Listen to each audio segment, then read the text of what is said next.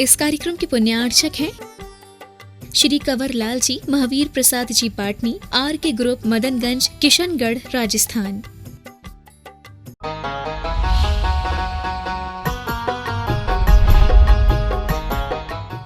शिक्षा व्रतों का वर्णन प्रारंभ हुआ है।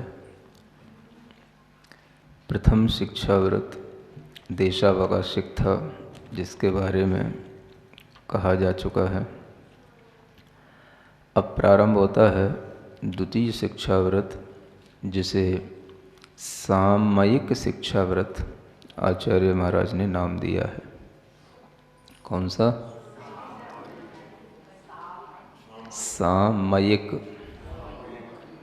सामायिक नहीं, सामयिक। कहना सीख लो पहले, फिर पढ़ना सीखना। सामयिक किसे कहते हैं, इसकी परिभाषा देते हुए यह आर्या छंद यहाँ कहा जा रहा है। असमय मुक्ति मुक्तम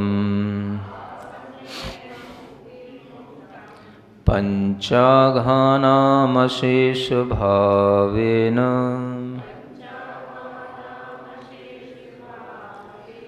सर्वत्र च सामयिकाः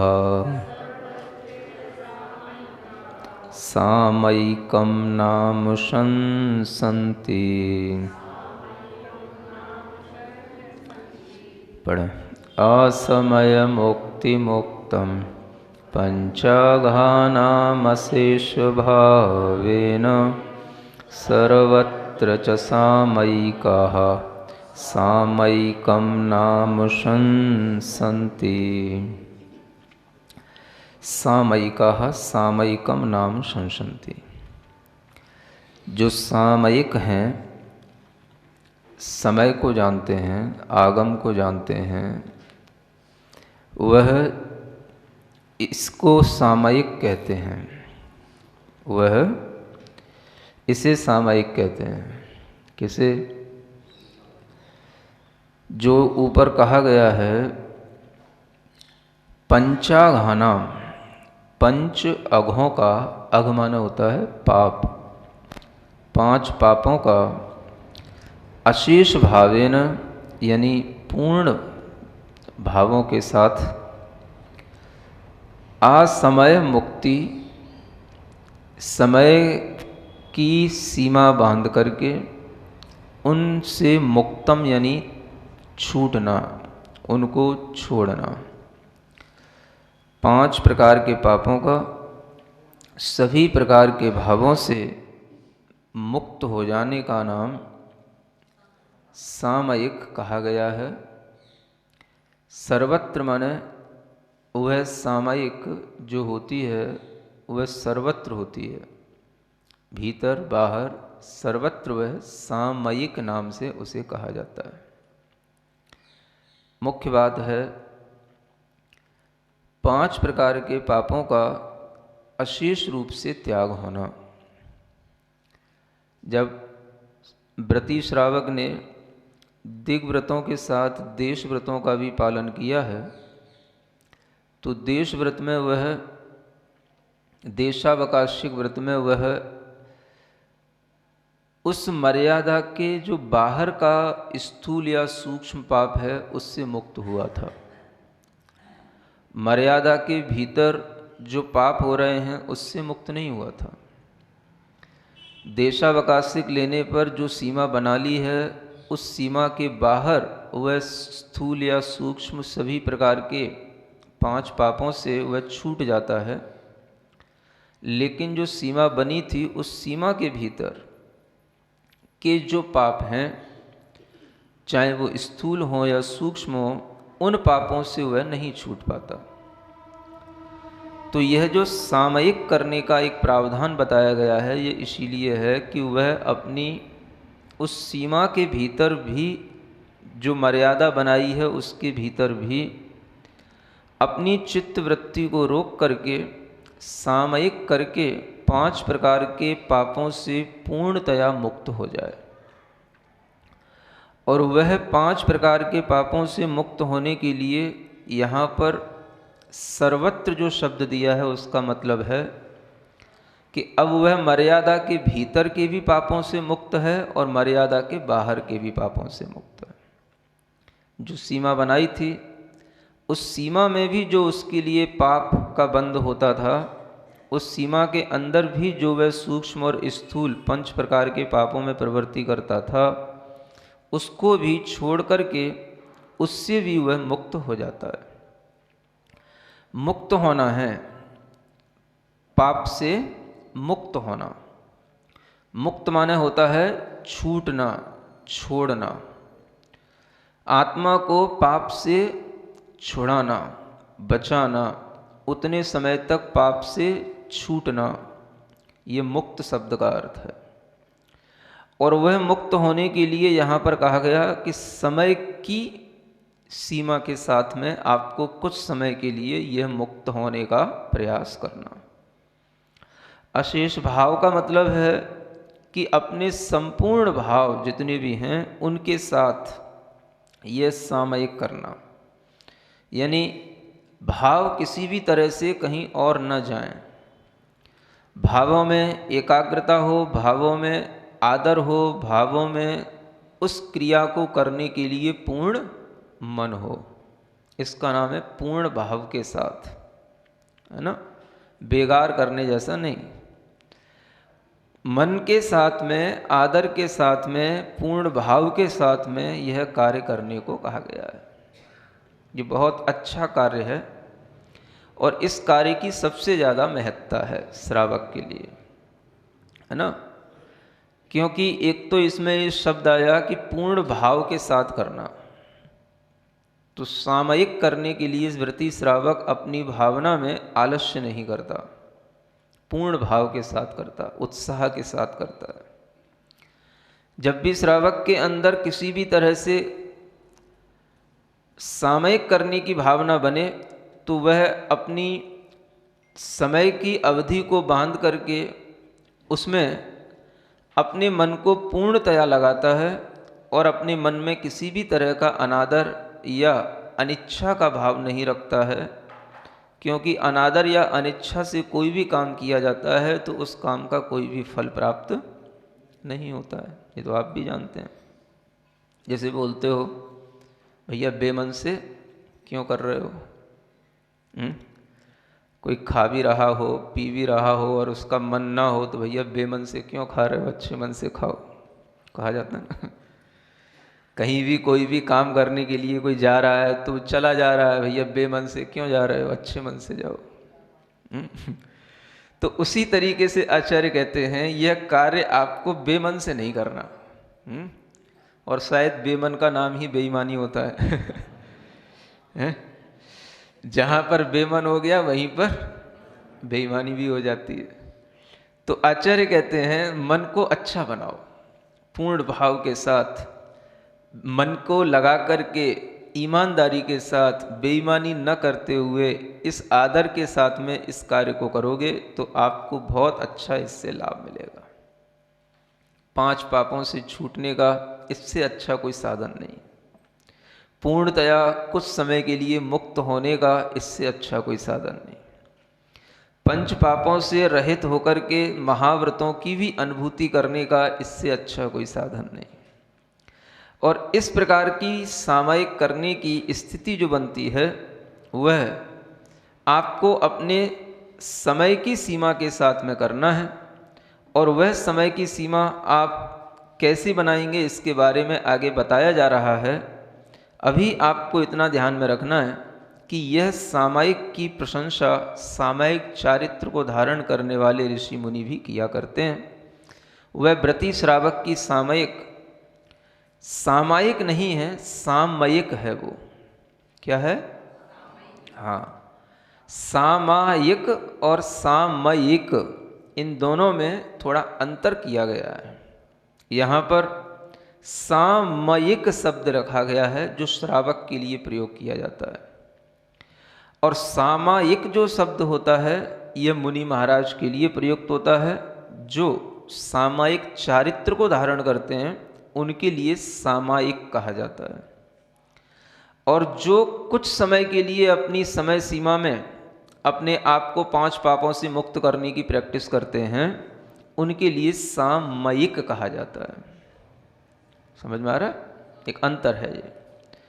जो हमेशा के लिए सामयिक चारित्र धारण कर लिए, जो पंच महाव्रतों के साथ धारण किया जाता है, 13 प्रकार का चारित्र जो होता है, जिसमें 5 पापों का जीवन पर्यंत के लिए हर समय के लिए त्याग होता है, उसको कहा जाता है सामयिक चारित्र।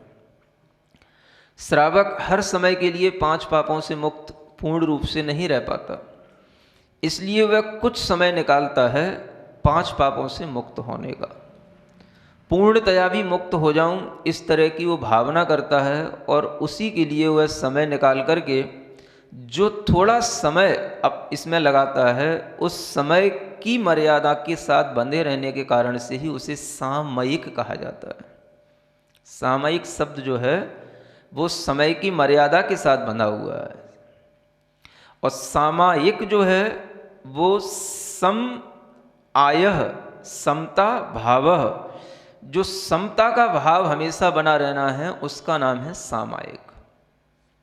तो जिन्हें कुछ व्यापार नहीं करना होता, जिन्हें कुछ घर गृहस्थी चलानी नहीं होती, जिन्हें किसी भी तरह के संसार के कोई काम नहीं करने होते, तो उनके लिए तो हमेशा समता भाव रह सकता है, कोई बात नहीं है, तभी वो सामयिक चारित्र होता है।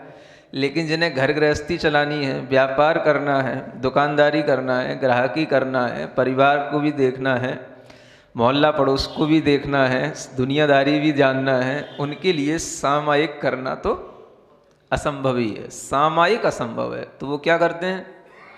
सामयिक करते हैं। सामयिक है ना, यहाँ पर माँ के ऊपर डंडा नहीं है ना, सामायिक ये कहलाया मुनि महाराज का सामायिक, और इसमें से बस डंडा निकाल दो एक, सामयिक, तो ये हो गई गृहस्थों की सामयिक, है ना। देखो गौर से, सामयिक लिखा है ना, इसको ध्यान से देखो, ये बहुत अच्छा एक विश्लेषण है जो समझने योग्य है कि गृहस्थों के लिए हमेशा 5 पापों से पूर्ण रूप से हर भाव के साथ में मुक्त होना संभव नहीं होता। तो वह जितने समय के लिए इस तरह की स्थिति बनाएगा, उतने समय के लिए वह सामयिक वाला श्रावक कहलाएगा। वो उतने समय के लिए कहलाएगा। उसने छोड़ दी सामयिक, तो अब वो सामयिक उसकी छूट गई, तो अब वो जो श्रावक है वह अब सामयिक नहीं कहलाएगा, है ना। अब वो असामयिक हो गया। वो क्या हो गया? असामयिक हो गया। वो अब समय की बंधन में नहीं रहा। अब वो कुछ भी करने जा रहा है, कहीं भी जा रहा है, अपने घर के काम कर रहा है, 5 पापों में अब वो प्रवृत्ति करने लग गया, तो अब वो असामयिक हो गया। तो जो श्रावक होता है वो कुछ समय के लिए ही समता भाव की आराधना करता है, कुछ समय के लिए ही अपने आप को 5 पापों से मुक्त करने का मानस बनाता है। वो जानता है कि मैं हर समय इसमें नहीं रह सकता, इसलिए कुछ समय तो हमें करना है। जितने समय करना है उतने समय हमें पूर्ण आदर भाव के साथ करना है, मन के साथ करना है, और उसके लिए वह जो अपने अंदर उत्सुकता रखता है, उसी के कारण से उसका मन कुछ समय के लिए भी थोड़ा सा समता भाव में आ जाता है। हर समय समता भाव बना रहना, है ना, मुश्किल ही है। हर समय राग द्वेष से रहित होना, हर समय किसी भी तरह के लाभ में अलाभ में हर्ष विषाद नहीं होना, ये सब श्रावक के लिए हमेशा संभव नहीं होता, क्योंकि वह अपने आप को दुनिया के हर कार्य में इन्वॉल्व करके रखता है। तो आप जितने कार्यों में अपने आप का इन्वॉल्वमेंट रखेंगे, उतने संबंधी आपको हर्ष विषाद भी होते रहेंगे। हर्ष विषाद होंगे तो उसी से राग द्वेष होंगे, राग द्वेष होंगे तो समत्व भाव बनेगा नहीं। इसलिए समत्व भाव के लिए निर्ममत्व भाव आवश्यक है, और निर्ममत्व भाव के लिए वह कुछ समय के लिए वह ममता रहित होकर के अपने आप की आत्मा को पूर्ण रूप से पर द्रव्यों से, पर भावों से बचा करके सामयिक करने का मन बनाता है। समझ में आ रहा है? अब देखो वो सामयिक करने का मन कैसे बनाता है। आगे का छंद पढ़ते हैं। मूर्धरुह मुष्टिवासो बंधम पर्यंक बंधनम चापि स्थानमुपवेशनं वा समयं जानन्ति समयज्ञाः। पढ़े। मूर्धरुह मुष्टिवासो बंधम पर्यंक बंधनम चापि स्थानमुपवेशनं वा समयं जानन्ति समयज्ञाः। देखो समय किसे कहते हैं? समय से बंधने का नाम सामयिक है। तो समय की परिभाषा क्या? तो समयज्ञ यानी समय को जानने वाले, समय जानते हैं। क्या समय जानते हैं? जो यहाँ बताया जा रहा है वो उसको उन्होंने समय जाना है। मूर्ध रूह मुष्टि वासो बंधम, ये एक शब्द है पूरा, एक पद है पूरा, है ना। यहाँ पर तीन चीजें हैं, मूर्ध रूह, मुष्टि और वास, इनका बंध चाहिए। मूर्ध रूह कहते हैं जो सिर के ऊपर बाल होते हैं, मूर्धन्य बोलते हैं, मूर्धना, उस पर उत्पन्न होने वाले, रूह माने उत्पन्न होने वाले बाल, उन बालों को बांधना, सिर के बाल बांधना, चोटी बनाना, सिर के बाल बांध करके रखना। सुन रहे हो? फिर कहते हैं मुष्टि बंध, बंध शब्द तीनों के साथ लगाना। तो मुट्ठी बांधना, मुष्टि माने मुट्ठी, ठीक है ना। प्राकृत में मुट्ठी बनता है, उसी को हम हिंदी बोलते हैं मुट्ठी बांध ली, और संस्कृत में उसको मुष्टि कहते हैं। तो मुट्ठी बंद होना चाहिए, ठीक है। और तीसरा बताया वासोबंध। वास शब्द होता है कपड़े के लिए, वस्त्र के लिए। तो अपने वस्त्र बांध के रखो। तीन चीजें पहले बांधो। इसी को बांधने में जो आपके लिए बांधने के बाद जितनी देर तक ये बंधा रहे, वही सामयिक का समय जानो। ये बंध जो है जितनी देर तक लगा रहे, समझ आ रहा है ना। अब पहले के लोगों के पास में घड़ियां तो होती नहीं थी, हाँ? और किसी भी तरीके के अलार्म तो होते नहीं थे, मोबाइल होते नहीं थे। तो लोग किस तरीके से अपने आप के समय का नियोजन करते थे? तो ऐसे करते थे। आप अपने बालों को थोड़ी देर के लिए बांध के रखो, है ना, या अपने कपड़ों को बांध करके रखो, या अपनी मुट्ठी बांध करके रखो। जितनी देर तक हमारी यह मुट्ठी बंधी रहेगी, जितनी देर तक हमारे ये चोटी बंधी रहेगी यथावत, और जितनी देर तक हमारा ये जो दुपट्टा है या कपड़ा है, जितनी देर तक यथावत बना रहेगा, जैसा बांधा है वैसा ही बना रहेगा, उतनी देर तक हम सामयिक में हो रहे हैं। उतनी देर तक हम सामयिक हो जाते हैं। कुछ समझ आ रहा है? चोटी वालों के लिए तो चोटी समझ में आएगी। अब जिनके पास चोटी नहीं है वो क्या बांधेंगे? तो मुट्ठी बांधेंगे, कपड़ा बांधेंगे। इसका मतलब यह है कि पहले का व्यक्ति कपड़ा भी जो पहनता था वो ऐसे कपड़े पहनता था जैसे कि मतलब पुरुष भी ऊपर जो है दुपट्टे वाले कपड़े पहनता था, है ना। जैसे आजकल ब्रह्मचारी लोग जो पहनते हुए दिखते हैं, वैसे हमेशा कपड़े पहनने का यही रिवाज रहता था, ठीक है ना। तो उस कपड़े के कोई भी दो छोर जो अपन ने थोड़े से बांध के रख लिए, अब उसी के बंधन के साथ में वो थोड़ी देर तक, जितनी देर तक वो बंधा रहेगा, उतनी देर तक हमारी सामयिक है। और होता भी है, अगर आप देखोगे तो आपकी मुट्ठी, जैसे कभी आप बांध के देखना, मुट्ठी बांध लेना ऐसे, है ना। आप देखना कितनी देर तक आप मुट्ठी बांध के रख सकते हो। हाँ, आधा घंटा, पौन घंटा, आप पसीना पसीना हो जाओगे है ना। और मुट्ठी खुलना नहीं चाहिए।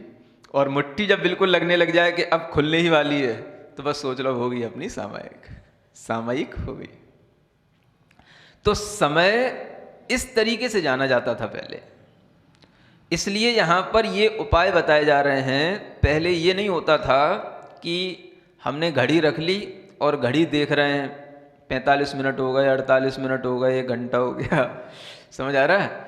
तो ये घड़ी देखने वाली सामयिक नहीं होती है। सामयिक इसी तरह से बंधन के साथ में होती है, जब तक ये बंध पड़ा रहे। ठीक है। अब इसमें जो जो चीज़ें जिसके लिए उपयोगी हों वो उस तरीके से कर सकता है। अब आप देखो, बाल भी जो है बहुत जल्दी बिखर जाते हैं। आप जैसे चुटिया बना लेते हो, सिर पे पल्लू डालते हो, कब उतर जाता है आपको पता ही नहीं पड़ता, है ना।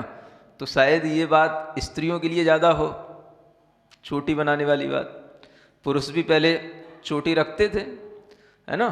बाल भले ही बड़े बड़े ना रखें, लेकिन चोटी रखी जाती है। जैसे पंडित लोग चोटी रखते थे ना, तो व्रती लोग भी चोटी रखते हों।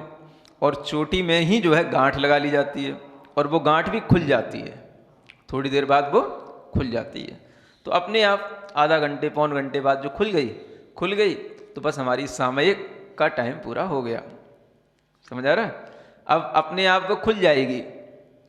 कहीं पर भी किसी भी तरीके से हवा इत्यादि चलेगी तो किसी भी तरीके से वह अपनी स्थिति धीरे धीरे छोड़ देती है, वो गांठ अपने आप खुल जाती है ना। आप मुट्ठी भी बांध करके बैठोगे तो वो मुट्ठी भी धीरे धीरे आपको एकदम से दर्द सा देने लग जाएगी। तो फिर आपके लिए बिल्कुल लगेगा कि अब तो बस हो गया, है ना, हो गई, दम पूरी लग गई, अब इससे ज़्यादा नहीं बन सकती। तो बस आपने खोल दी तो हो गई सामयिक, है ना। तो घड़ी देखने की जरूरत नहीं है। क्या देखना है? अपने शरीर में जो बंध लगा लो, बंध लगा करके कस लो, कस करके फिर आत्मा को देखो कस के, है ना। ये 3 प्रकार के बंध बताए जा रहे हैं। आगे एक और चीज लिखी है, पर्यंक बंधनम चापी, है ना। पर्यंक आसन, ये जैसा आसन है, एक पैर को दूसरी जगह पर रखना और एक पैर को दूसरी जगह पर रखना, है ना। और ये जो बंध बन जाता है इसको बोलते पर्यंक बंध, ठीक है ना। अगर ये पूरा नहीं लगता है पूर्ण पद्मासन, तो एक अर्ध पद्मासन भी लगा सकते हो, है ना। और ये भी ना लगे तो दोनों पैरों में पैर फंसा करके जैसे आप बैठे रहते हो, ये सुखासन कहलाता है। ये भी करके बैठ सकते हो। तो बंद होना चाहिए इस तरह से कि जैसे आप बैठ गए तो फिर वो स्थिरता रहनी चाहिए, फिर वो हिलना डुलना ज़्यादा नहीं होना चाहिए, है ना। जिस स्थान पर टिक गए वो स्थान फिर आपका उसी रूप में टिका हुआ रहना चाहिए। जहाँ पर आपके पैरों में नीचे जो भी सपोर्ट मिल रहा है वो फिर उसी तरीके से वहीं पर स्थित रहना चाहिए, बार बार बदलना नहीं है। तो ऐसा भी आप पर्यंक बंध बना सकते हो, है ना। और स्थानम उपवेशनम वा, स्थान का मतलब होता है खड़ा हो जाना, खड़े होकर के कायोत्सर किए जाते हैं। तो खड़े होकर के भी आप जितनी देर तक बिल्कुल एक मुद्रा में, बिल्कुल स्थिरता के साथ में जितनी देर आप खड़े रह सकते हैं कायोत्सर बना करके, तो वह भी आपके लिए सामयिक का टाइम कहलाएगा। आप कितनी देर तक स्थिरता के साथ में खड़े रह सकते हैं, खड़े होकर के देखना, हिलना डुलना नहीं, है ना। हाँ, बार बार पैर आगे पीछे नहीं करना, कृष्ण का नैया नहीं बनना है ना, सीधा है। जैसे मुनि महाराज बिल्कुल आहार के समय पर खड़े होते हैं ना, ऐसे खड़े होना, है ना। और उसमें भी और ज़्यादा बिल्कुल स्थिरता के साथ में, वहाँ तो फिर भी थोड़ा बहुत माने पैर तो वहीं रहते हैं, लेकिन उसमें भी जो कभी थोड़ा बहुत अगर हिल जाता है तो वो भी ना हो। समझ आ रहा है? आपने कभी देखा मुनि महाराज जब आहार करते हैं तो उनके पैर जहाँ पर पंजे टिक गए वो फिर वहीं पे रहते हैं जब तक खड़े रहेंगे, जब तक आहार करेंगे, वहाँ से आगे पीछे नहीं चल सकते हैं। समझ आ रहा है ना। हाँ, खड़े होकर के जो आहार करते हैं उसमें पंजों की स्थिरता रहनी चाहिए। तो वह ऐसा नहीं कि थोड़ा सा इधर खिसक गए, फिर ये वाला पैर भी इधर खिसका लिया है, थोड़ा सा आगे खिसक गए या पीछे खिसक गए, ऐसा नहीं। बिल्कुल जैसे पैर स्थिर रहते हैं उसी तरीके से स्थिर होकर के कायोत्सर्ग के लिए खड़े होना। सुन रहे हो कुर्सी पे बैठने वालों? हाँ, ये तुम्हारे घुटने जंघा इसीलिए तो सब खराब हो रहे हैं कि तुम लोगों को कभी भी कायोत्सर्ग करना, है ना, खड़े होकर के थोड़ी देर भी जो है अपने शरीर को स्थिरता देना, ये सब नहीं होता। तो इसी कारण से ये शरीर की कमजोरियां बढ़ती भी हैं, है ना। आप इस तरीके के बंध लगाएंगे तो ये बंध ही जो है आपकी शरीर की मजबूती को बढ़ाएंगे। हाँ, तो ये बंध यहाँ बताए जाते हैं। स्थानम, खड़े हो जाओ, उपवेशनम, या किसी एक स्थान पर बैठ जाओ। बैठने का मतलब अब आप जिस भी मुद्रा में बैठो तो वो मुद्रा जिस स्थिति के साथ बैठो वो वैसे ही बनी रहनी चाहिए, है ना। तो ये जो है समय के बारे में ये बताया जा रहा है। यहाँ पर समय का मतलब ये नहीं कहा जा रहा कि आपको 1 घड़ी 2 घड़ी 4 घड़ी 6 घड़ी ये सामयिक के लिए बताया जा रहा हो, ये नहीं है। ये समय यहाँ पर इसी रूप में है। तो इसका मतलब ये होता है कि जो समय हमारे लिए अनुकूल होता है उस समय में हम अपनी मर्यादा इन्हीं बंधनों के साथ बना लेते हैं। अब आप देखोगे कि हम कितनी देर तक एक आसन में स्थिर होकर के बैठ सकते हैं, हिले डुले नहीं, आसन हमें बदलना ना पड़े, बस उसी में जो है आपकी सामयिक होगी। आसन बार बार बदलोगे तो फिर सामयिक डिस्टर्ब होगी। एक बार जो आसन लगा लिया तो फिर आपको थोड़ा सा अगर कष्ट भी हो तो उस पर ध्यान नहीं देना है, उसे सहन करना है। ध्यान अपने मन को अपनी आत्मा में, अपनी भावना में लगाने के लिए करना है। तो इस तरह से जो स्थिरता बढ़ती है, यही स्थिरता श्रावक की कुछ समय के लिए जो बन जाती है वो उसकी बहुत समय तक काम आती है। अब यहाँ पर एक बहुत अच्छी बात कही गई है कि आपको समय से बंधना है। किससे बंधना है? समय से। और समय से बंधने के लिए अपने शरीर को इस तरीके के बंधन के साथ में बांधना है ना। पहले क्या कहा? समय से बंधना। और समय से बंधने के लिए इस तरह के बंधन लगाना। तो 2 चीजें हो गई, एक तो शरीर का बंधन और एक जो है समय का बंधन। और समय का बंधन अगर बिल्कुल समय पर होता है तो वह बहुत ज़्यादा काम देता है। यानी जो समय बताया गया है उस समय पर ही आपको यह समय का बंधन लगाना है। सुबह का समय, शाम का समय, मध्याह्न का समय, ये 3 ही समय उचित समय बताए जाते हैं। सुबह का समय जो सूर्योदय का समय होता है, सूर्योदय से कुछ समय पहले और कुछ समय बाद। शाम का समय भी सूर्यास्त का समय, कुछ समय पहले कुछ समय बाद। मध्याह्न में भी जब बिल्कुल दोपहर होती है 12 बजे से 1 बजे तक का वह समय, वह मध्याह्न का समय। तो समय की मर्यादा को जानना, समय की नियामकता को जानना और समय की महत्ता को जानना। जो व्यक्ति समय की महत्ता को जानेगा वो समय पर अपने आप को सामयिक में लाएगा तो उसके परिणाम बहुत अच्छे आते हैं। अन्य समयों पर इतने अच्छे परिणाम नहीं आते जितने जो उचित समय होता है उस समय पर जो कार्य किया जाता है उसके परिणाम इतने अच्छे दिखाई देते हैं। आप जानते हो दुनिया में बहुत से काम समय पर ही होते हैं। हर अच्छे काम, मंगल काम आप समय ढूंढ करके ही करते हैं। घर में प्रवेश करना है, अच्छा मुहूर्त देखते हो। विवाह करना है, मुहूर्त देखते हो। हर काम के लिए आपको समय देखना पड़ता है, समय उचित है कि नहीं है। समय पर ही आप देखोगे जो फसल बोई जाती है वो समय पर बोई जाती है तो उस फसल का समय पर ही समापन भी होता है। हर फसल को बोने का अपना अपना एक फिक्स ऋतु होती है, फिक्स समय होता है। समय पर ही सब चीज़ें होती हैं।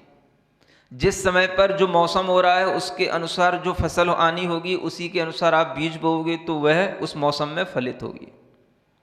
समय का महत्व होता है, इतना महत्व होता है कि स्वाति नक्षत्र होता है एक, सुना है ना सबने? उस स्वाति नक्षत्र में अगर वह सीप के मुंह में एक बूंद पानी की अगर मेघ से गिरती है उस नक्षत्र में, तो मोती बन जाती है। अन्य समय में नहीं बनती। स्वाति नक्षत्र में सीप के मुंह में गिरी हुई पानी की बूंद मोती बन जाती है। ये समय का भी एक अपना महत्व है। तो जो लोग पूछते हैं कि हमें किस समय पर सामायिक करना चाहिए या हमें क्या समय अपने लिए स्थिरता का या ध्यान का उचित होता है, उन्हें यह पता होना चाहिए कि समय सुबह का, दोपहर का या शाम का, ये संध्या समय कहलाते हैं। और इन्हीं संध्या समय पर सबसे ज़्यादा हमारे लिए स्थिरता की ज़रूरत होती है। जो व्यक्ति सुबह की संध्या के समय पर स्थिर होकर के अपना सामयिक ध्यान इत्यादि का कार्य करता है, वह दिन भर के लिए अपने को बहुत ऊर्जावान बना लेता है। दोपहर में अगर आपको फिर समय मिल गया तो आप शाम तक के लिए अपने आप को ऊर्जावान बनाए रखोगे, और शाम को भी समय मिल गया तो फिर रात में अच्छी नींद आएगी और सुबह फिर समय पर उठोगे, तो फिर आपके लिए जो एक पूरा साइकिल बन जाएगा। ये सब आपकी डे टू डे लाइफ के लिए बहुत ज़्यादा काम का होगा। तो इस तरह की जो ये प्रक्रिया है, यह अपने मन को शांत रखने के लिए की जाने वाली, समय पर अपनाई जाने वाली प्रक्रिया है।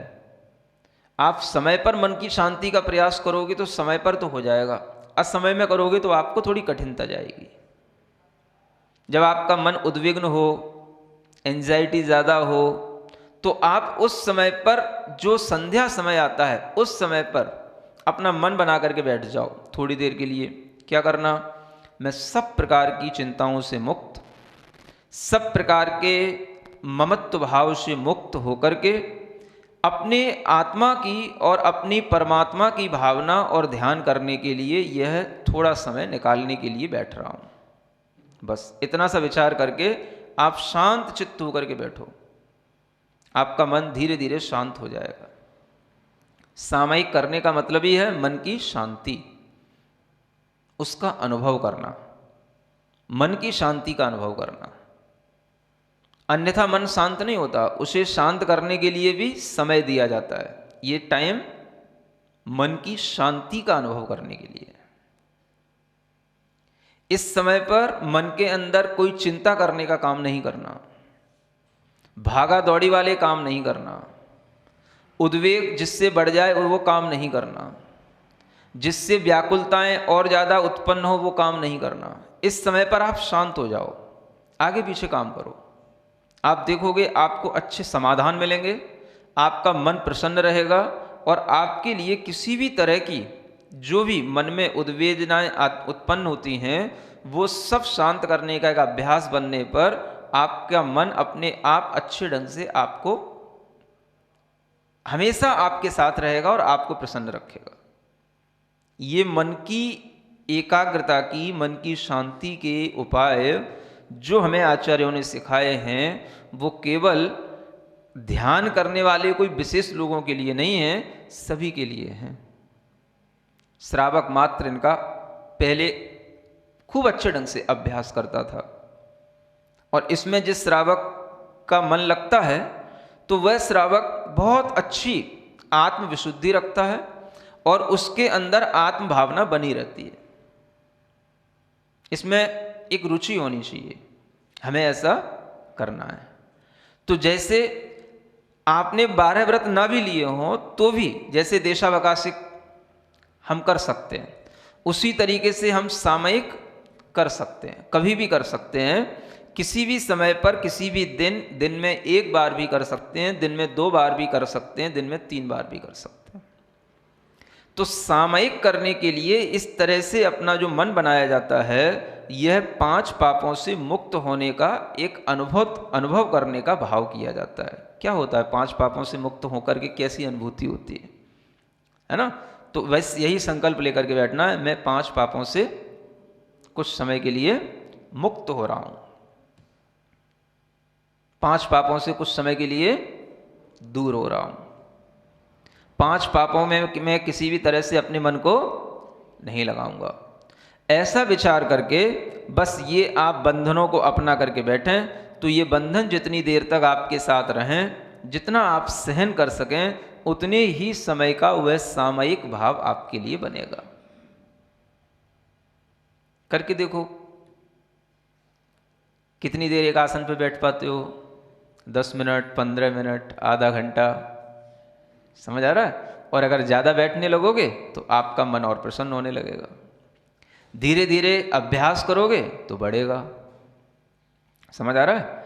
अब ये अभ्यास कहाँ करना, उसके लिए आचार्य नीचे जो है बहुत अच्छा क्षेत्र का वातावरण बता रहे हैं। आपका सामयिक का एनवायरनमेंट कैसा होना चाहिए, समझ आ रहा है ना? एकांते सामयिकम निर्व्याक्षेपे वनेषु वास्तुषु च चैत्यालयेषु वापि च परिचेतव्यं प्रसन्नधिया। पढ़ें। एकांते सामयिकं निर्व्याक्षेपे वनेषु वास्तुषु च चैत्यालयेषु वापि च परिचेतव्यं प्रसन्नधिया। देखो क्या कहते हैं, सामयिक कहाँ कहाँ करना? एकांत होना चाहिए। कहाँ पे? एकांत में। एकांत का मतलब जहाँ पर शोरगुल न हो, ऐसा स्थान ढूंढ करके बैठो। जहाँ पर बच्चे चिल्ला नहीं रहे हों, जहाँ पर कलह की संभावना ना हो, जहाँ पर बाहर की आवाज़ें ज़्यादा लड़ाई झगड़े की ना आती हों, जहाँ पर किसी की बातचीतें ज़ोर ज़ोर से ना होती हों, ऐसा एकांत स्थान ढूंढो। फिर एकांते, वह एकांत कैसा होना चाहिए? निर्व्याक्षेपे, व्याक्षेप से रहित, माने तरह तरह की बाधाओं से रहित। वहाँ पर किसी भी तरह से बाधाएं, पशुओं की, पक्षियों की, मच्छरों की, मक्खियों की, ये सब भी ना हो। अनुकूलता के साथ बैठो। जहाँ पर आपको बैठने में दिक्कत ना आए उसी स्थान पर बैठो। जो वातावरण आपको रम्य लगता हो, मनोहर लगता हो, उसी स्थान पर बैठो, कोई दिक्कत नहीं। हाँ, लेकिन वह होना चाहिए आपके अनुकूल, जहाँ आप थोड़ी देर तक निश्चिंतता के साथ बैठ सको। हिलाना डुलाना, हाथ पैरों का न करना पड़े, मच्छर मक्खियाँ न काटें, प्रयास करो ऐसे स्थान पर बैठ करके सामयिक करना है। सामयिक करने से पहले तो व्यवस्था बना सकते हो, फिर होने के बाद फिर कोई व्यवस्था नहीं बनती है। हाँ, तो प्रयास पहले से शुरुआत में ऐसा नहीं करना कि हमें कोई उपद्रव वाले स्थान पर जाके बैठ जाना है। पहले तो बढ़िया अच्छा रम्य स्थान ही ढूंढो, एकांत ढूंढो, जहाँ पर किसी भी तरह के पशु पक्षियों का, मच्छर मक्खियों का कोई भी आतंक ना हो, वो ढूंढो। और उस स्थान में बैठ करके, वो स्थान जहाँ भी मिले वहाँ पे बैठो। चाहे वो वनों में हो, चाहे वो वास्तु माने आपके ग्रहों में हो, चैत्यालय में हो, जिनालय में हो।